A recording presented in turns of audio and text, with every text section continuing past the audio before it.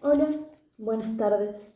Después de muchos meses, desde el año pasado, volvimos. En esta ocasión quiero salir un poco del molde de todo lo que es la historia, la literatura y otros libros sobre metafísica, como fuimos leyendo o investigando juntos, reseñando juntos, mejor dicho.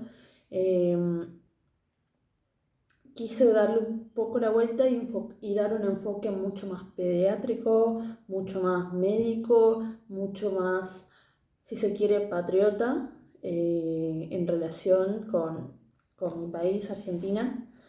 Y en relación a esto, me parece importante hablar sobre un gran médico que todavía vive, que tenemos en nuestro país, que es Abel Albino.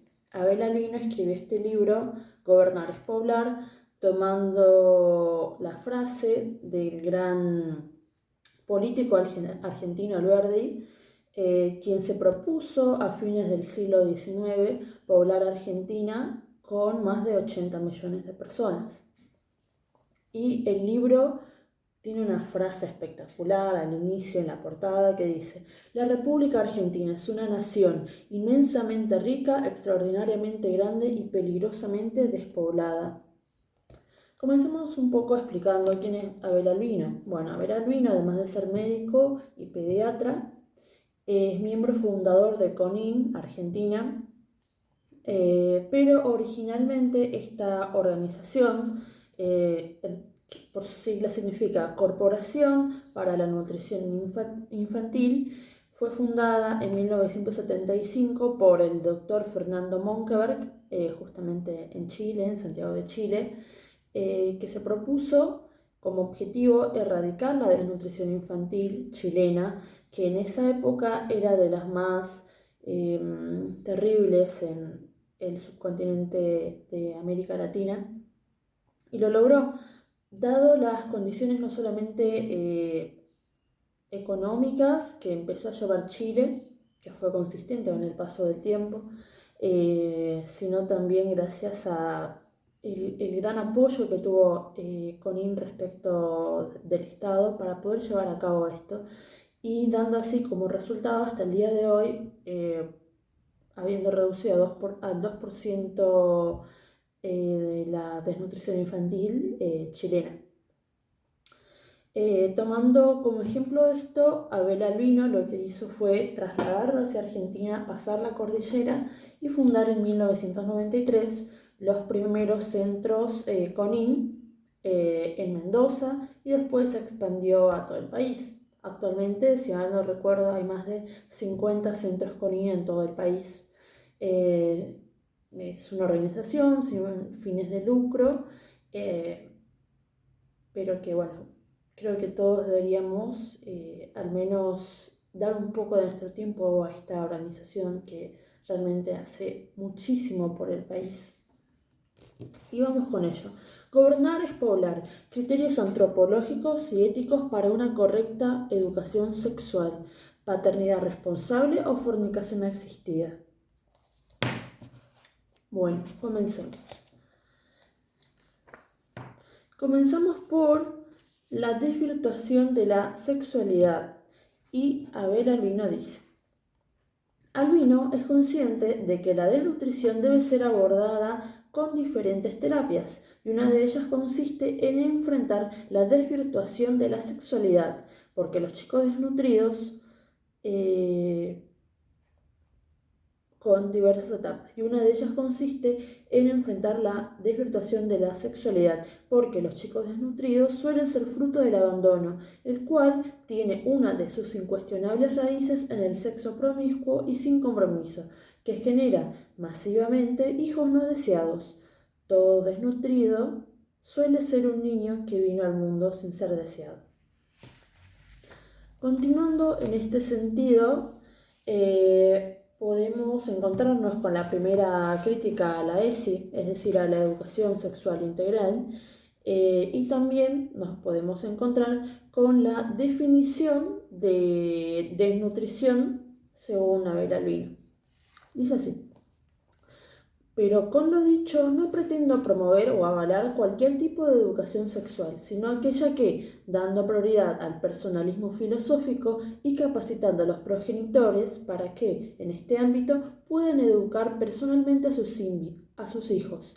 Jamás discrimina en base a criterios arbitrarios y eugenésicos que insolentemente establecen quiénes son personas dignas de nacer o no y quienes tienen el derecho a engendrar hijos o, en su defecto, ser mutilados. Y vamos a la definición de desnutrición, que dice: y pese a que en este enfoque subyace la positiva preocupación por atacar el tema de modo integral, se olvida que la desnutrición primaria provocada por la falta de alimentos es una enfermedad cultural específica creada por el hombre con el desvío de su conducta y de singular complejidad. Enfermedad socio-psicosomático-moral que, como bien diría el señor Monkeberg, da origen a un daño sociogénico biológico, cuya terapia es más compleja que la necesaria para paliar una insuficiencia cardíaca subsanable exclusivamente con un trasplante de corazón. Por tanto, erradicar y prevenir la desnutrición infantil exige no solo un cuerpo de profesionales de las distintas ramas del saber, sino profesionales especializados en esta cuestión concreta y unidos firmemente sobre la base de un personalismo filosófico estricto. Acá Abel Albino con esto dice que, a diferencia de, por ejemplo, un mal cardíaco que uno pueda tener, eso lo puede solucionar con un trasplante de corazón, por ejemplo, con una cirugía, con una operación de diferente tipo, con un tratamiento. Pero la desnutrición es algo causado exclusivamente por el hombre. Y es algo que tiene solución y no es mediante una operación, no es mediante una cirugía, no es mediante nada de eso, sino es en un ambiente sociocultural apto para que aquel niño que empieza a crecer se pueda desarrollar y no sea simplemente un desnutrido. Bueno, acá empieza a hablar un poco sobre las medidas que toman los estados para luchar contra la desnutrición infantil y cómo estos no son suficientes. También hace una promoción al matrimonio y bueno, podemos seguir leyendo. La desnutrición infantil es una enfermedad específica y sin la guía de quienes han consagrado su vida a la comunicación y verificación interdisciplinaria de este grave mal, los argentinos seremos pasibles de seguir siendo víctimas de la popular ley Murphy. Esta ley Murphy significa: si seguimos haciendo lo que estamos haciendo, seguiremos consiguiendo lo que estamos consiguiendo. Es decir, una sociedad con más niños desnutridos. En este sentido, los comedores infantiles y el reparto de bolsas o cajas de alimentos constituyen algo muy loable en cuanto a obra asistencial impulsada por personas privadas, y si bien contribuyen a la subsistencia física de los niños y a la riqueza ética de quienes solidariamente desempeñan dicha tarea, sería inadmisible que tales repartos constituyesen la meta suprema de una política social de salud impulsada por el Estado. Es más, de ser así, quedaría en evidencia la ignorancia o la incapacidad de los funcionarios de turno para prevenir o curar la desnutrición infantil, y habría que invitarlos a retirarse de sus cargos para dejar su lugar a otros. Es decir, no cabe duda que los comedores infantiles son útiles en determinadas emergencias, ya sean terremotos, guerras, inundaciones, etc.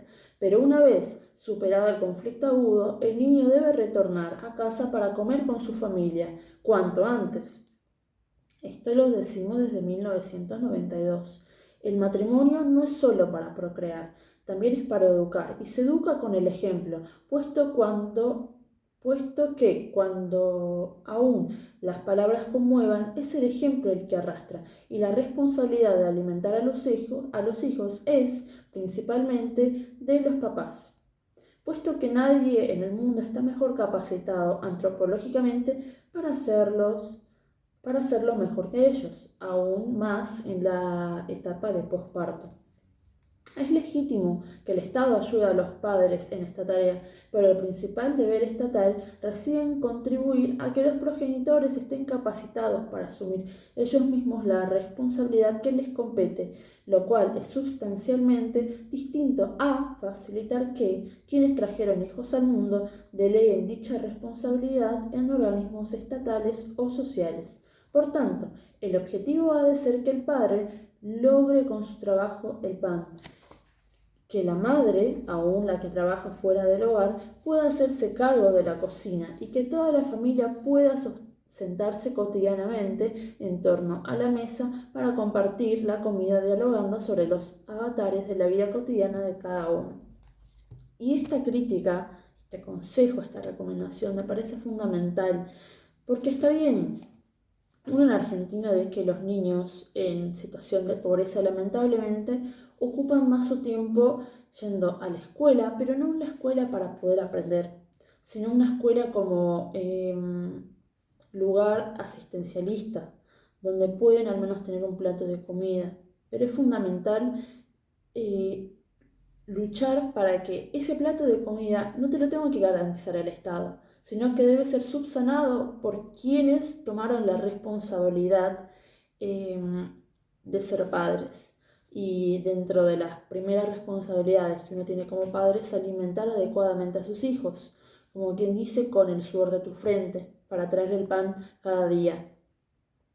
Y esto no solamente se da en un contexto de matrimonio, sino debe ser en un contexto cultural donde se normalice estas prácticas, donde dejemos de depender del Estado para poder sentarnos en la mesa como padres o madres de familia o hijos y poder disfrutar de ese momento en familia que es invaluable, no te lo da ningún comedor infantil.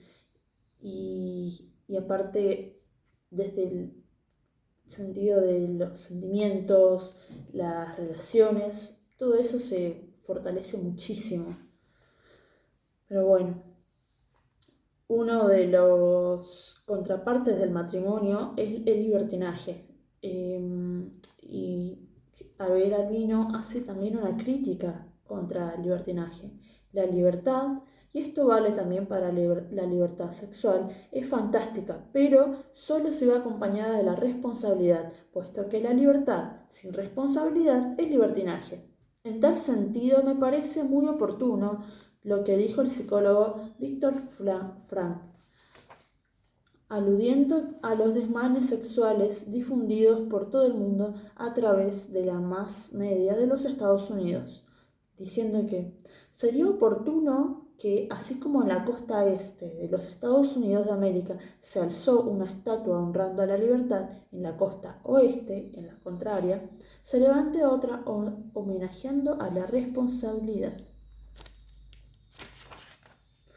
Y podemos seguir con la explicación de capítulo por capítulo, que vamos a ir repasando un poco, no mucho, de este libro. Y es así. En el primer capítulo, dice Abel, explicaré el nexo entre los desórdenes sexuales y la desnutrición infantil. En el segundo capítulo me abocaré a un aspecto terapéutico clave para combatir la enfermedad, la estimulación afectiva, principalmente de la madre, es decir, el amor. El tercer capítulo, directamente vinculado al anterior, expondré la antropología y la ética del amor humano que resumen la filosofía subyacente en todas las terapias del proyecto Conin. En el cuarto capítulo sistematizaré los diversos desórdenes sexuales que golpean los ámbitos de la desnutrición infantil, para luego sintetizar 11 pautas fundamentales a impartir en una educación sexual tendiente a prevenirlos. Quinto capítulo, el final. haré una exhortación a todos los políticos, profesionales de la salud y personas de buena voluntad para que actúen a conciencia, tanto a la hora de establecer normas legales que regulen planes de salud, como al momento de aconsejar terapias sobre cuestiones vinculadas a la desnutrición infantil. Y uno de los métodos más eficaces y sin efectos adversos para luchar contra la desnutrición infantil son los métodos naturales a la hora de tener relaciones sexuales. Y acá, al final de la página, al pie de página, comienza con un discurso. Dice: la ciencia ofrece hoy la posibilidad de descubrir por un porcentaje de seguridad extraordinario los periodos de fecundidad e infecundidad del organismo femenino, lo que permite a los esposos servirse con provecho de este conocimiento por diversas razones legítimas, no solo con el objetivo de distanciar o limitar los nacimientos, sino también con la finalidad de elegir para la procreación los momentos más favorables desde cualquier punto de vista, o incluso con el fin de determinar los periodos con mejores posibilidades para lograr la concepción en aquellos casos que presentan especiales dificultades. Y téngase presente que los métodos naturales llegan a tener una eficacia del 98,82%. Debo aclarar que el dato que proporciono se funda en una conocida estadística basada en personas que lo han aplicado personalmente con una instrucción previa no sujeta a improvisaciones. Bueno, la eficacia de los métodos naturales requiere una pareja estable, requiere un perfeccionamiento moral de la persona, dado que solamente estos métodos naturales son efectivos si el hombre, el varón, conoce el periodo y conoce a la mujer con la que va a estar. En una relación esporádica, pasajera, esto no sucede. Y es por ello que este libro está también en contra de las relaciones esporádicas, en contra de las relaciones pasajeras, porque privan a la pareja que va a llevar el acto conyugal a poder llevar a la práctica los métodos naturales. Y respecto a esto dice: en efecto, estos métodos naturales no se pueden ejercitar sin procurar un perfeccionamiento moral de la persona y exigen respeto a los tiempos y momentos más adecuados para el acto conyugal, lo que debe mirar constantemente al bien del otro cónyuge, al bien de la pareja. Es decir, los métodos naturales exigen diálogo entre los esposos, atención y sensibilidad recíproca y dominio constante de sí, lo cual conforma toda una cultura óptima para sanear el caldo inhumano y triste que es la destemplanza sexual, se hace con causa de la desnutrición infantil. Por eso, cuando se desprecia la conexión intrínseca entre ciencia y virtud, elemento específico que cualifica moralmente a los métodos naturales, se desprecia el único camino legítimo para combatir aquella desnutrición que tiene como concausa el placer sexual ejercido de modo meramente instintivo, brutal e irresponsable. Yo añado salvaje, animal, bruto. Podemos seguir con por qué los estados, por qué los médicos, por qué está tan ampliamente difundido el uso de los métodos artificiales de contraconcepción. Hay por varias razones: por ignorancia, por miedo a perder su trabajo, pero principalmente por la comercialización económica de las industrias farmacéuticas que trabajan codo a codo con los estados, haciendo un daño tremendo a la población. Porque obviamente, por ejemplo en Argentina, desde que se sancionó la ley ESI, cualquiera de los métodos artificiales de contraconcepción son de forma gratuita, pero esa gratuidad no existe. Los estados trabajan codo a codo, el Estado argentino trabaja codo a codo con las empresas farmacéuticas extranjeras e incluso nacionales, y la verdad es que eso de la gratuidad no existe. Y respecto a esto dice: de todos modos, para cerrar esta idea, debo advertir nuevamente que todos los proyectos estatales del mundo que pretenden promover la salud sexual entre los marginados deben vencer un gigantesco enemigo: los intereses comerciales de quienes están en el negocio del control de la natalidad. Profundamente malthusianos.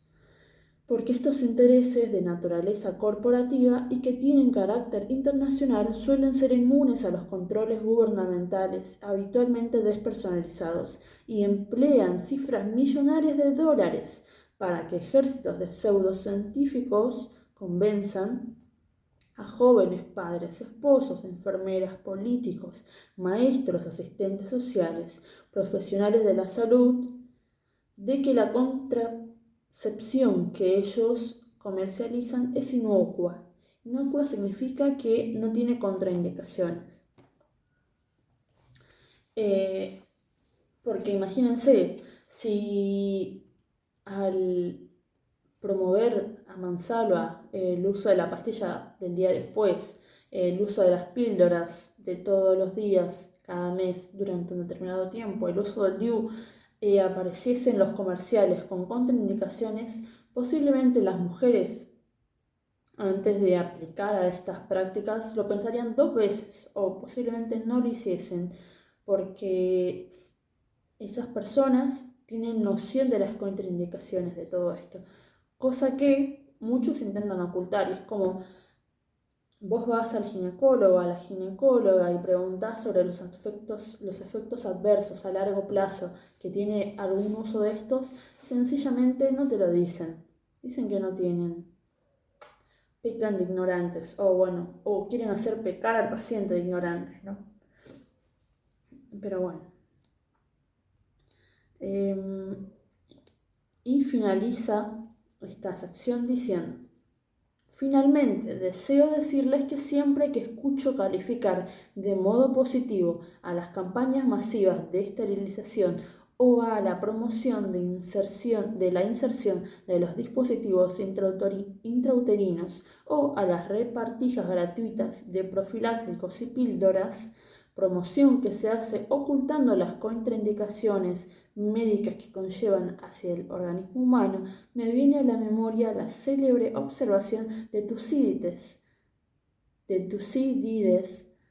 a que hace mención al comenzar este capítulo, cuando 460 años antes de Jesucristo afirmaba estar asombrado, en mal sentido, de la falta de curiosidad que tienen los hombres respecto a la exactitud de los hechos y las verdades más accesibles en materia de política e historia, así como de la gran capacidad para perpetuar convicciones carentes de fundamento que muchas veces quedarían reducidas a la nada por la más elemental de las informaciones.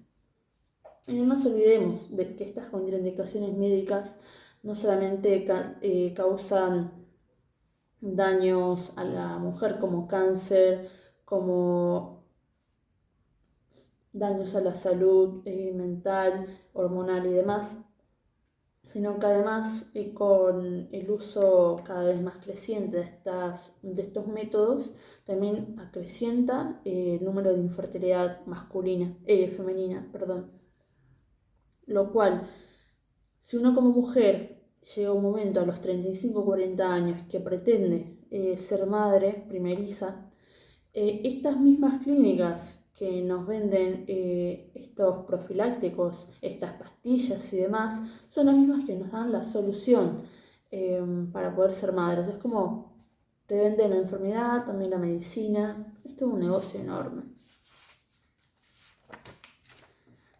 Y acá vamos a la diferencia entre el hambre y la desnutrición.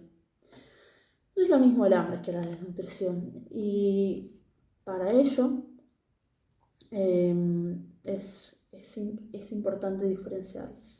El hambre se resuelve con alimentos, pero la desnutrición infantil, que es indiferente a la existencia o no de alimentos, se da con ellos o sin ellos.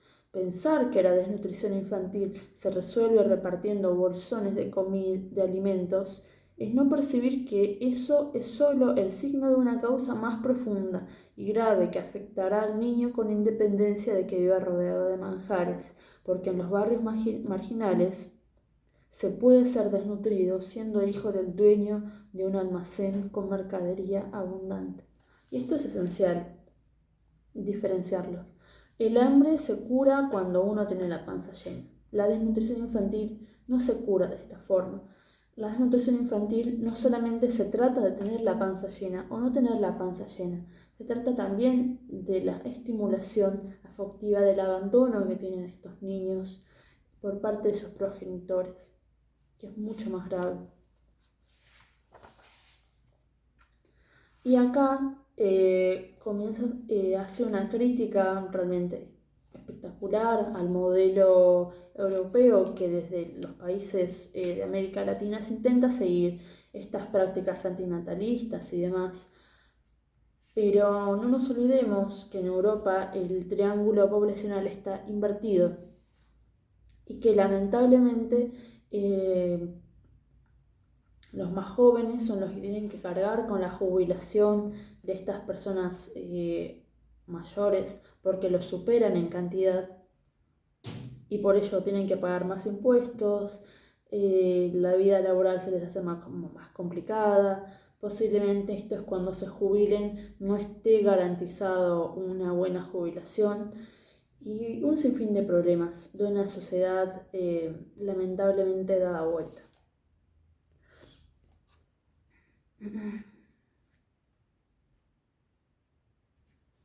Es muy fácil lograr que no haya desnutridos si la meta es que no haya directamente niños, lo que sucede en Europa. Pero con esta negativa concepción demográfica, lo único que haremos será generar un envejecimiento poblacional en el cual habrá desnutridos ancianos, es decir, ancianos que mueren por hambre de afecto, y sin que falten los casos de ancianos que mueren literalmente por falta de alimentos, lo cual registra anualmente la prensa internacional cada vez que Europa padece un verano caluroso, lo que da origen a una multitud de gerontes que mueren deshidratados en razón de que el personal sanitario de los geriátricos no da abasto cuando los familiares se ausentan durante un mes entero con motivo de las vacaciones y del descanso laboral.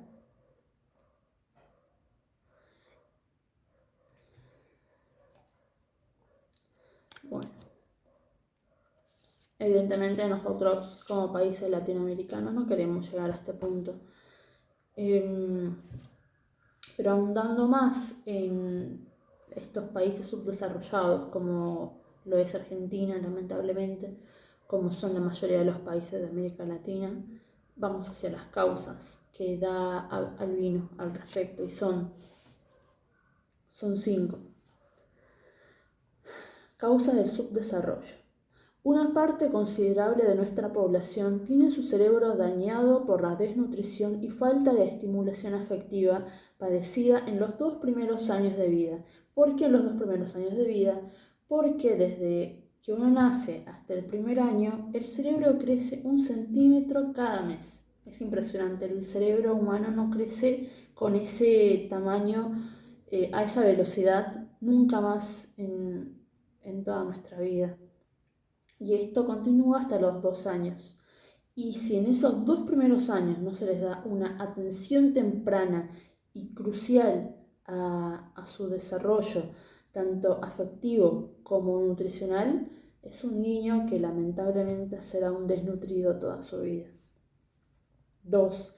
El sector dirigente es consciente solo de la desnutrición manifiesta, es decir, niños visiblemente raquíticos y deformados por la desnutrición, pero no capta la desnutrición masiva y oculta, compuesta por niños que desertan de la escuela cuando sus cabezas, a partir de cierto momento, ya no les da más, pues su cerebro tuvo un crecimiento del 35 o el 40%. Es decir, algunos alcanzan a aprender a sumar y restar, pero no a dividir y a multiplicar. En cambio, otros sí aprenden a dividir, sí aprenden a multiplicar, pero nunca podrán entender el teorema de Pitágoras. Tercero, el sector dirigente tampoco comprende el nexo existente entre la falta de templanza sexual y la desnutrición infantil, lo que se pone de manifiesto cuando pretenden paliar el problema técnicamente, no éticamente, con repartijas masivas y gratuitas de anticonceptivos, los cuales terminan siendo auténticos planes de fornicación asistida, sumamente aptos para generar ejército de niños indeseados, los cuales, por venir al mundo como fruto de un sexo promiscuo, sin amor y sin compromiso, serán víctimas de graves descuidos paternos y maternos en la alimentación y estimulación afectiva durante los 2 primeros años de vida, que son los más importantes para el correcto desarrollo cerebral.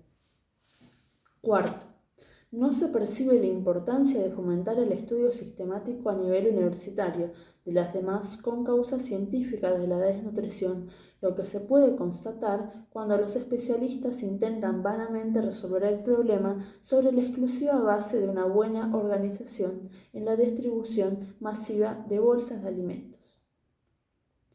5. Y último, tampoco se capta la importancia de contribuir a que haya un clima cultural de castidad en el seno de nuestra sociedad. La castidad, la templanza, el saber controlarte es lo crucial. Bueno, podemos seguir con el significado de la relación entre el amor, la desnutrición y la medicina, pero este video se va a hacer extremadamente largo y es de apenas 160 páginas el libro y la verdad no lo quiero hacer muy extenso. Podemos seguir con diferentes deberes que se debe hacer a la sociedad en conjunto para evitar la desnutrición infantil, pero bueno, hagamos un repaso. Son 3 consejos. Primero, se debe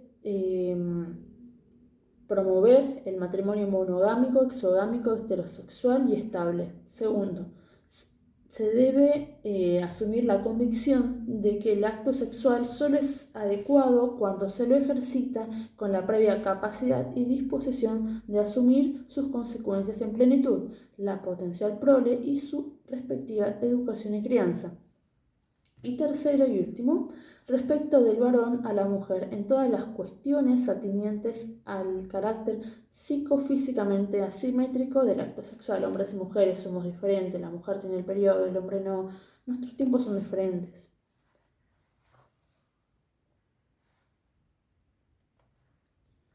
Y acá está muy bueno, hace una reflexión sobre la inmoralidad, el imperialismo anticonceptivo, la inversión justamente de esto de la pirámide poblacional, y bueno, pero no lo voy a hacer muy extenso.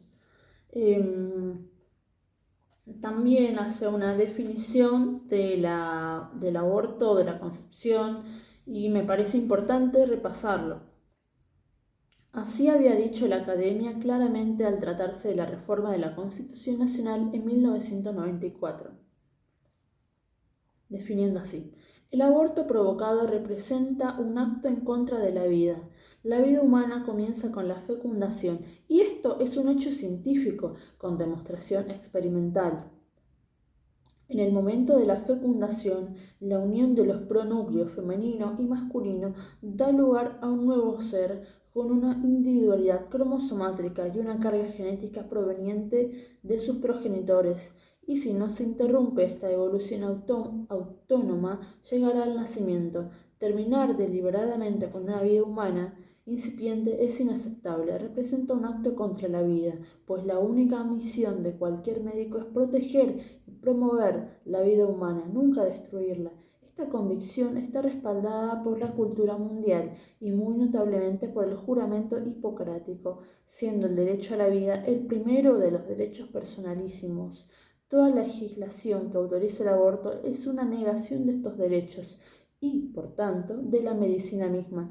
Se debe puntualizar que, si bien la mortalidad materna es mayor en los abortos clandestinos, no es exclusiva de ellos, pues también se da que se realizan ilegal e inmoralmente los diplomados, pues los diplomas no evitan el daño inherente al procedimiento mismo de interrumpir intempestiva y artificialmente un embarazo. Por otra parte, consta en la experiencia médica mundial que la legalización del aborto no termina con el aborto clandestino, pues el aborto es una conducta inmoral cuyos protagonistas siempre prefieren ocultar. Queremos advertir que la disminución de muertes maternas que se pretende con la legalización del aborto, contrariamente a lo que se aspira, será acompañado por un mayor número de abortos, es decir, un mayor número de muertes fetales. Esta definición se dio en 1994 y recordemos que el aborto se legalizó en Argentina en el 2021. Esto me parece clave porque aun cuando es legal el aborto, la verdad es que no se va, una mujer, una pareja no va por la vida diciendo me realicé un aborto, sino que intenta esconderlo, le da vergüenza el haber hecho eso, le genera culpa, por más que sea ilegal, por más que no sea ilegal, por más que haya sido en un hospital de los mejores del país, por más que haya sido en una salita de barrio completamente a la buena de Dios.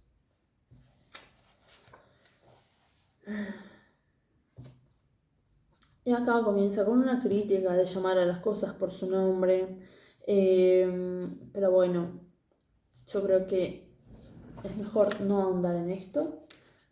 Y terminar. Sin más, los invito a leerlo, es realmente esclarecedor de muchísimas cosas, de muchísimas prácticas y una buena salida como nosotros, como país, y una invitación a todo el mundo para luchar contra la desnutrición infantil, no solamente en nuestro país, sino a nivel mundial. Así que sin más, me despido. La próxima seguramente será un libro sobre historia, un libro sobre filosofía. Dejaremos un poco la medicina de lado. Posiblemente no vuelva a traer un libro de medicina porque no es algo que me genere mucha curiosidad. Pero bueno, un saludo a todos y nos vemos.